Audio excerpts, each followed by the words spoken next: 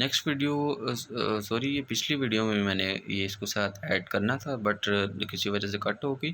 تو یہ سب سے پہلے میں نے عرض کیا تھا کہ ولی کا نشاتیہ لہجہ، یعنی ولی کے بارے میں اگر آپ کچھ بھی ایک چیز اچھے طریقے سے یاد کر لیتے ہیں تو آپ اچھے طریقے سے ولی کے متعلق کوئی بھی کوشچن آتا ہے تو آپ اس کو آگے پیچھے رد و بدل کر کے یہ لکھ دیں تو آپ کا کوشچن جو ہے یہ سولو ہو جائے گا. تو سب سے پہلے یہ ولی کا نشاتیہ لہجہ، یہ میں آپ کو یہ دکھا رہا ہوں. کچھ بھی تھوڑی بہت رائٹنگ وہ ہے وہ جلدی کی وجہ سے یہ بس اپلوڈنگ کرنی تھی، اس وجہ سے جلد از جلد جو ہے یہ نوٹس میں نے ترتیب دی ہیں.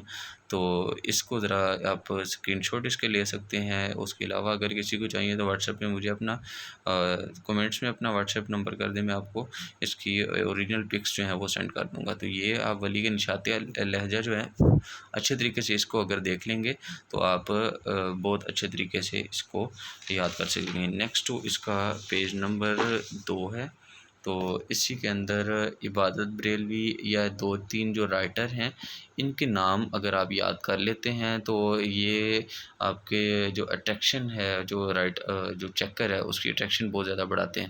اور یہ ہر تقریباً پیج کے اوپر میں نے ایک ایک شعر لکھا ہوگا. انسان وہ ہر بار کوئی نہ کوئی شعر مانگ لیتے ہیں تو شعر کی وجہ سے نمبر زیادہ ملتے ہیں. تو یہ ایک ایک شعر لکھا ہوا ہے، ٹوٹل 3-4 شعر بنیں گے. تو یہ 3-4 شعر اگر آپ یاد کر لیں گے تو اس کی وجہ سے بھی آپ کو نمبر زیادہ ملیں گے. یہ درمیان میں نے ایک شعر لکھا ہوا ہے، آج تیری نگاہ نے مسجد میں ہوش کھویا ہے ہر نمازی کا. تو اسی طرح ان کو اچھے طریقے سے آپ دیکھ لیں، یاد کر لیں. تو باقی یہ نیکسٹ جو ہے اس کا یہ 3 پیج، تیسرا پیج، تو اس میں بھی میں نے ہر ایک کا اوپر یہ 2-2 شعر لکھے ہوئے ہیں کہ جس کی وجہ سے آپ اچھے نمبر جو ہے وہ حاصل کر سکتے ہیں. تو اس کی بھی آپ اچھے طریقے سے اسکرین شاٹ لے سکتے ہیں. نیکسٹ جی آئے گا، ولی سے پہلے اردو غزل اپنی روایات دکن میں کیوں نہ بنا سکا.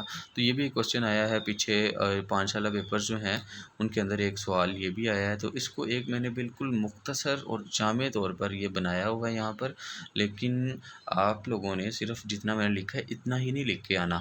کم از کم جو بھی کوشچن ہے اس کو ایک پیج یہ اور دوسرا پیج یہ، یعنی یہ ایک پیج یہ کاؤنٹ ہوگا. تو ایک پیج اس طرح کا آپ نے 4 پیجز لکھ کر آنے ہیں کم از کم، اگر آپ کی رائٹنگ سپیڈ جو ہے وہ تیز ہے. لیکن اگر رائٹنگ سپیڈ آپ کی سلو ہے تو اس اعتبار سے 2.5-3 صفحات اس طرح لکھ دیں گے تو آپ کا کام چل جائے گا. نیکسٹ آ جاتا ہے جی مثنوی. میں نے کہا تھا تو مثنوی جو ہے اس میں سحر البیان ہے لیکن وہ ابھی میں نہیں لکھ پایا، وہ بھی میں اپلوڈ کرتا ہوں. لیکن اس سے پہلے آپ مثنوی گلزار نسیم دیکھ لیں. یہ ایک یعنی 2 سے 2.5 صفحات ہیں. اگر آپ اس کو اچھے طریقے سے یاد کر لیتے ہیں تو مثنوی گلزار نسیم میں سے کسی بھی قسم کا کوئی بھی سوال آتا ہے تو آپ اسے اچھے طریقے سے حل کر پائیں گے. یہ نیکسٹ اسی کا ہی آگے والا جز ہے وہ یہ بھی دیکھ لیں سارا.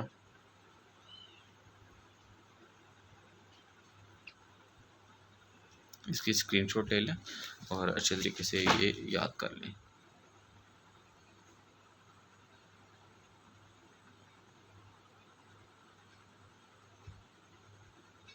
یہ دراصل بس جلدی میں یہ لکھے ہیں جس کی وجہ سے رائٹنگ کا تھوڑا سا مسئلہ ہے.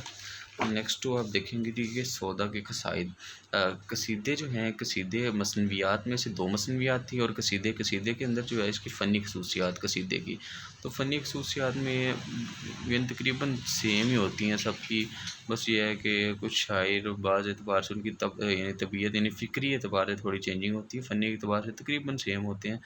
بس چند ایک جو اصطلاحات ہوتی ہیں، صنعت ہوتی ہیں، ان کا الگ الگ وہ ہوتی ہیں. تو اس کو ذرا دیکھ لیجئے گا. سودا کے قصائد کی ایک حساب کا گیسٹ پیپر ہے آپ کا آخری. اور فنی اور فکری خصوصیات، یہ ابھی فنی اور فکری خصوصیات یہ نہیں کہ آپ جس طرح 9th اور 10th میں یا 11th-12 میں آپ لکھتے آئے ہیں تو اسی طرح لکھ کے تو اس کو چھوڑ کے آ جائیں، نہیں.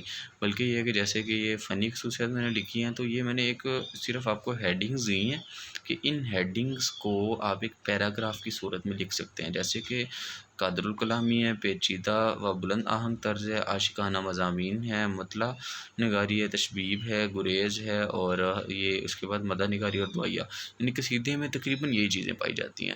اب اگر آپ قصیدے کے اندر کوئی دوسری چیز یعنی کوئی بھی قصیدے کی فکری فنی خصوصیات کسی بھی اعتبار سے پوچھتا ہے، تو آپ ان 7 8 جو چیزیں ان کے تحت آپ کچھ بھی اپنی طرف سے لکھ دیں گے تو آپ کو کامیابی مل جائے گی اس کے اندر۔ نیکسٹ وہ آ جاتا ہے جی آپ کا اسی شیخ محمد ابراہیم ذوق، انہوں نے بھی جی قصیدے لکھے تھے، اور اس اعتبار سے ان کے قصیدے کے بارے میں تو کوشچن نہیں آتا، بالکل نہیں آتا، بہت کم آتا ہے، لیکن اگر آتا ہے تو ان کے حالات زندگی کے بارے میں اور تھوڑی بہت ہی فکری فنی روشنی ڈالنی ہوتی ہے ان کے اسلوب پر، تو اس اعتبار سے یہ تھوڑا سا میں نے اس کا یہ بنایا ہے۔ کسی کو اگر تصویریں چاہیے ہوں اس کی صحیح طریقے سے تو وہ میں اس کو علیحدہ طور پر مجھے کمنٹس کر دیں، میں ان کو سینڈ کر دوں گا۔ اب ذوق کے ساتھ کی فکری فنی خصوصیات، اب اس کے اندر دیکھا جائے فکری فنی خصوصیات ان کی بھی تقریباً سیم ہے، فن کے لحاظ سے اور خیالات ان کے شفاف تھے، ابتدائی قصیدہ مطلع سے، قصیدہ کی ابتدا جو مطلع سے ہوتی ہے نارملی، تو اس کی بھی مطلع سے ہوئی ہے، اور اس کے علاوہ تشبیہ پہلے بھی میں نے بتایا تھا یوز ہوئی ہے، یہاں پہ بھی ہوئی ہے، مد و ضم ہوئی ہے، تشبیہات ہوئی ہیں۔ تو یہ ہو گیا، اس کو آپ نے ڈیٹیل میں تھوڑا سا کرنا ہے بعد میں۔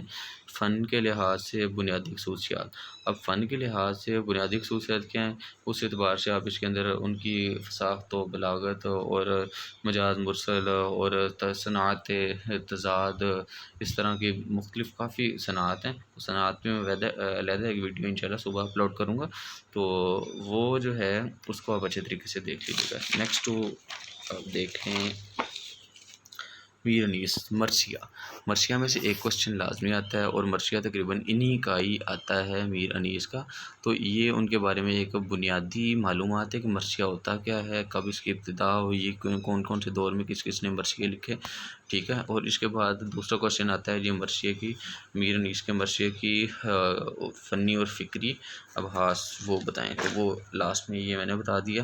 اس کو اگر دیکھیں گے میر انیس کی فنی خصوصیات، تو فصاحت و بلاغت کے لحاظ سے، یعنی ایک فن ہے تو فنی اور فکری میں آپ اگر تھوڑا سا ڈفرینس کر لیں گے تو آپ کو بہت آسانی ہو جائے گی۔ فکری خصوصیات وہ ہوتی ہیں کہ جس کو سوچ سمجھ کے، جس کو جو مصنف اپنے خیالات کے ساتھ جس چیز کو بیان کر رہا ہے وہ ہوتا ہے فکری خصوصیات، اور فنی خصوصیات وہ ہوتی ہیں کہ جو کہ اس مضمون کو لکھنے کے اعتبار سے چیزیں درکار ہوتی ہیں، جیسے کہ جیسے کہ اگر ہم نے کوئی قصیدہ لکھنا ہے تو اس میں لازمی بات ہے کوئی فصاحت و بلاغت یہ پائی جانی ہونی ضروری ہے، اور اگر کوئی منظوم شکل میں ہم نے لکھنا ہے، نظم کی شکل میں، تو قافیہ لطیف بھی ہونا ہے، تشبیہات دے کر مزید اس میں جان ڈال دیتے ہیں، استعارات و کنایات، واقعہ نگاری، جذبات نگاری، تو اس طرح کافی چیزیں اس کے اندر آ جاتی ہیں۔ تو یہ ان چیزوں کو 7 8 چیزوں کو ہیڈنگ آپ یاد کر لیں، اور مزید اس کے اندر ڈیٹیل آپ بھر دیں تو آپ کو کوئی بھی فیل نہیں کر سکتا۔ تو یہ اگر آپ کو ویڈیو اچھی لگی ہو تو مجھے بتائیے گا کمنٹس میں، اور مزید یہ ہے کہ میں نہیں کہتا کہ میری ویڈیو کو لائک کریں، شیئر کریں، مجھے ضرورت نہیں ہے، بٹ یہ ہے کہ میں صرف آپ کے بھلے کے لیے یہ ابھی اپلوڈ کر رہا ہوں۔ اور مزید یہ اگر کسی کو کوئی بھی MA اردو کے بارے میں، ابھی پارٹ 1 کے ایگزام چل رہے ہیں، تو اس کی اگر کسی کو بھی کسی بھی لحاظ سے کوئی ضرورت ہو گائیڈنس کی، تو وہ میرے سے رابطہ کر سکتا ہے، کمنٹس میں مجھے وہ بتا دیں۔